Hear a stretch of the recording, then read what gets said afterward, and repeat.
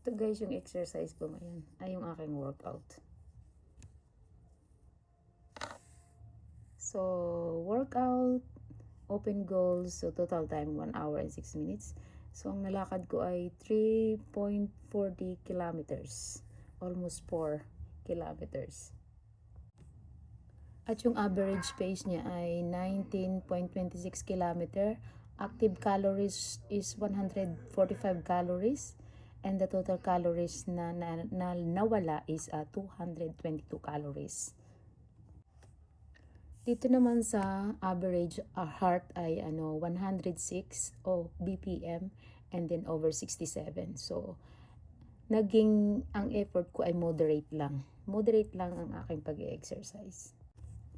Elevation 145 meter maximum and the low is 1.042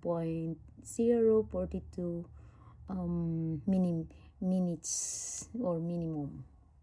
Yan ang total ng aking goal today. So makikita yan dito sa aking relo habang ako ay nagwo-workout.